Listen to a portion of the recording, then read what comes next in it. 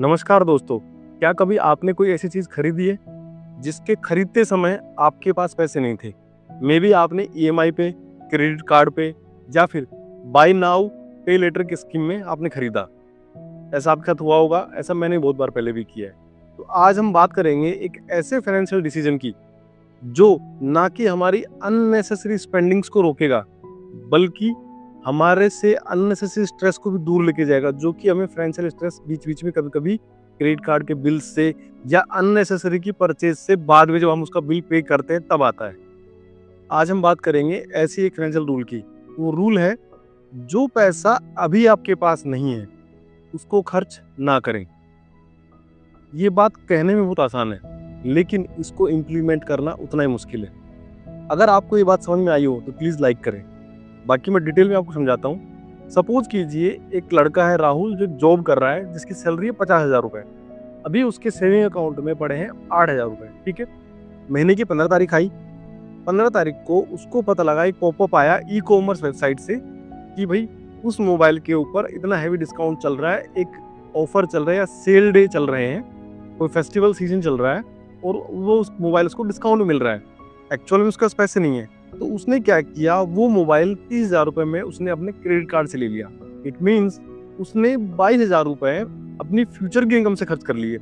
उसने ये सोचा कि मैं ये पैसा जब मेरी सैलरी आएगी तब मैं चुका दूँगा, ठीक है? हम जब भी कुछ चीज़ क्रेडिट कार्ड पे उधार पे लेते हैं तो हम ये मान लेते हैं कि जो हम प्लान कर रहे हैं वो उस प्लान से हमारी ज़िंदगी चल जाएगी। लेकिन आप इस बात को रिलेट कर पाएँगे और आप ये मानते भी होंगे कि जो हम प्लान करते हैं हमारी ज़िंदगी में, वो हमारे प्लान के हिसाब से कभी चलता नहीं है। अगर हमारी ज़िंदगी हमारे प्लान के हिसाब से चलने लग जाए ना, तो मैं मानता हूँ कि हमारी सारी समस्याएँ खत्म हो जाएँ। अगर हम प्लानिंग के हिसाब से हमारी ज़िंदगी अपने आप ही चलने लग जाए। क्योंकि ज़िंदगी का प्लान कुछ और होता है हमारे लिए। अब हम बात करते हैं कि ऐसा क्यों हो रहा है? बेसिकली क्या होता है कि आज के समय में ना लोन मिलना इतना आसान हो गया कि हमें महसूस ही नहीं होता कि हम कर्जा ले रहे हैं। और वरना पहले के ज़माने में कर्जा लेना मतलब डर लगता था लोगों को, यार कर्जा ले रहे हैं। समझ रहे हो आप मेरी बात को? अब क्या हो रहा है, इसको अगर हम फिनोमेना को समझें आप, तो मैं जाता हूँ आज से 20 से 30 साल पहले। जब ये इस तरह के लोन के इंस्ट्रूमेंट क्रेडिट कार्ड या बाय नाउ पे लेटर या कोई इंस्टेंट ईएमआई स्कीम नहीं हुआ करती थी।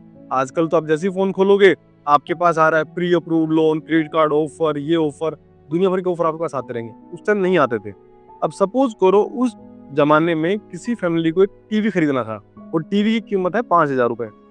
अब ये इंस्ट्रूमेंट तो है नहीं, तो उस फैमिली को क्या करना पड़ता था, वो फैमिली अपनी सेविंग कैपेबिलिटी के हिसाब से 2-3 महीने में वो 5,000 रुपए वो जुटाएगी, सेव करेगी और फिर वो टीवी खरीद के लेके आएगी।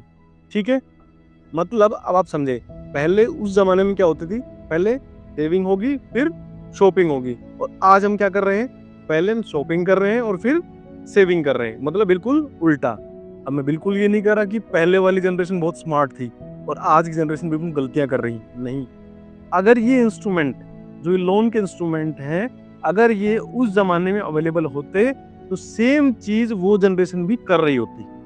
लेकिन ये इंस्ट्रूमेंट उस टाइम अवेलेबल नहीं थे, इस वजह से उस जनरेशन को जाने-अनजाने बहुत ही बड़ा फाइनेंशियल ज्ञान हो गया। कैसे? नंबर 1, एक तो क्या हुआ कि उनको सेविंग करने की आदत हो गई। नंबर 2, उनकी इम्पल्सिव बाइंग, मतलब जैसे कोई चीज़ अभी आई और अभी खरीद लिया। जैसे आज हमारे पास कोई चीज़ हमें लगता है कि हमें खरीदनी है, बस एक क्लिक हमने किया और वो चीज़ हमने खरीद ली। पहले क्या होता था, उनको चेक करना पड़ता था कि उनके पास वो पैसा है या नहीं है। इससे क्या होता था, कभी-कभी आपकी शॉपिंग उस ज़माने में उनकी 10 दिन, 20 दिन, महीना, 2 महीना डिले हो जाती थी। उस वजह से क्या होता था कि 20-30 दिन बाद क्या होता था कि ऐसा लगने लग जाता था कि यार, क्या रियल में मुझे इस आइटम की ज़रूरत है?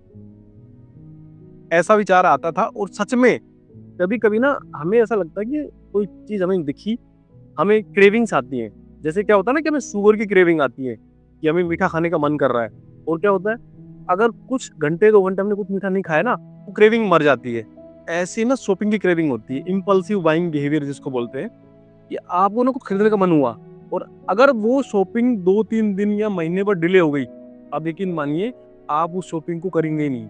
कि आपको रियलाइज़ हो जाएगा कि ये चीज़ मेरे लिए है ही नहीं। क्योंकि इसकी अपॉर्चुनिटी कॉस्ट बहुत ज़्यादा है। इस चीज़ को खरीदने से या इस चीज़ में पैसा लगाने की वजह से मेरा कहीं और मेरी अपॉर्चुनिटी का लॉस हो रहा है। मैं कोई कोर्स कर सकता था, मैं कोई अच्छा आइटम खरीद सकता था या मैं कहीं और अच्छी जगह इन्वेस्ट कर सकता था बजाय उस चीज़ को खरीदने के। ठीक है? अब हम बात करते हैं कि क्या किया जाए। ठीक है? मैं ये नहीं कह रहा कि ये जो इंस्ट्रूमेंट्स हैं, क्रेडिट कार्ड, ये जो ऑफर्स हैं, ये बुरे हैं। लेकिन ये इंस्ट्रूमेंट बुरे तब हो जाते हैं जब हमें ये लगने लग जाता है कि ये हमें इनकम से ज़्यादा खर्च करने का लाइसेंस दे रहे हैं। हमें ऐसा लगने लग जाता है कि भाई अब हम इनकम से ज़्यादा खर्च कर सकते हैं। ठीक है? अब जब मैं इस वीडियो के बारे में कुछ स्क्रिप्ट लिख रहा था तो मुझे कुछ विचार आया। इवन मैं भी क्रेडिट कार्ड को यूज़ करता हूँ और लोग क्रेडिट कार्ड को यूज़ करते हैं। उसके कुछ फ़ायदे भी हैं। जैसे आपको कुछ रिवॉर्ड पॉइंट्स मिलते हैं, आपको कैशबैक मिलता है। लोग बोलें क्या हम क्रेडिट कार्ड को यूज़ ना करें? बिल्कुल, आप क्रेडिट कार्ड को यूज़ कीजिए।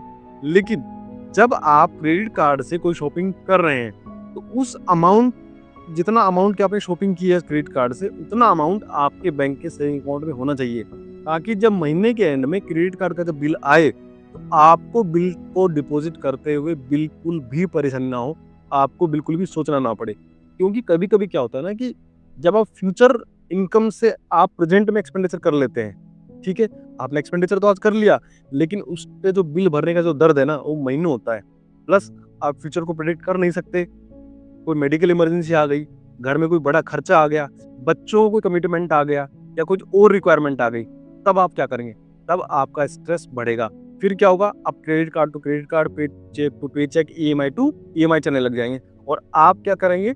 आपने फ्यूचर इनकम को आज ही खर्च कर लिया, तो आप इन्वेस्ट कहाँ कर पाएँगे और आप आगे कैसे बढ़ पाएँगे? समझ रहे हैं आप मेरी बात को? प्लस आप एक अननेसेसरी प्रेशर में आ जाएँगे।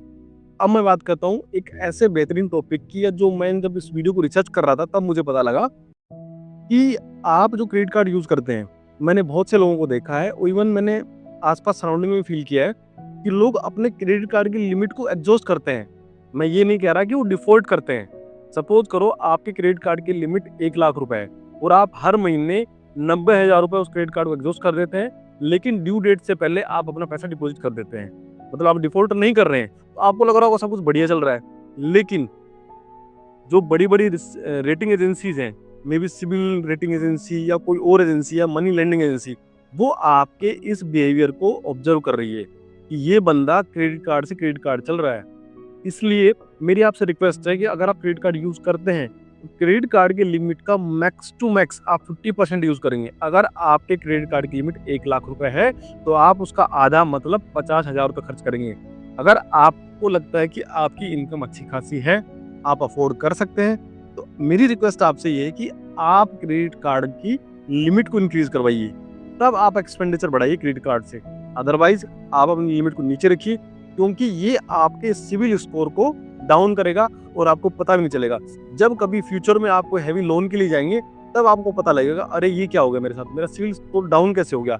मैंने तो कभी कोई डिफ़ॉल्ट भी नहीं किया। लेकिन ये कुछ ऐसी-ऐसी अनहिडन चीज़ें होती है ना, जो हमें पता ही नहीं होती, पर्दे के पीछे कि चल क्या रहा है। आजकल सोशल मीडिया पे कुछ नहीं छुपा हुआ है आपका कि आप क्या खर्च कर रहे हैं, आपका शॉपिंग पैटर्न क्या है, आपका पेमेंट पैटर्न क्या है, सब कुछ खुले डोमेन में है। आप चाहकर भी नहीं छुपा सकते हो। तो मेरी रिक्वेस्ट है कि इन चीज़ों को जुडिशियसली यूज़ कीजिए।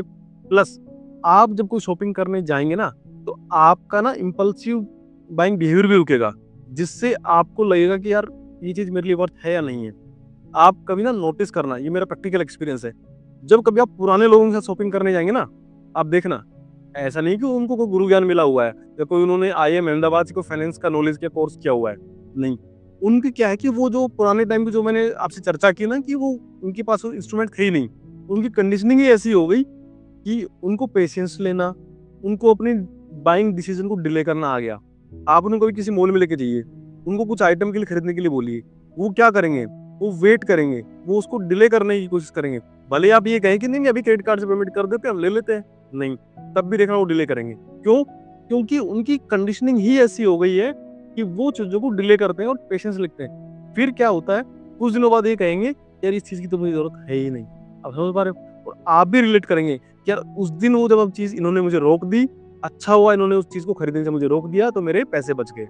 अब समझ रहे हैं मैं क्या कहना चाह रहा हूँ? तो मैं आशा करता हूँ कि मेरी समझदार ऑडियंस, मेरे सब्सक्राइबर जो कि मेरी एक फैमिली है, ये चीज़ को समझेंगे और आगे से इसको इम्प्लीमेंट करने की कोशिश करेंगे। और अगर आपको इस वीडियो से कुछ फ़ायदा हुआ तो प्लीज़ वीडियो को लाइक कीजिए, चैनल को सब्सक्राइब कीजिए। आपका यही प्यार चैनल को बढ़ावा देता है और मुझे अच्छे से अच्छी वीडियो बनाने के लिए मोटिवेट करता है। Thank you very much.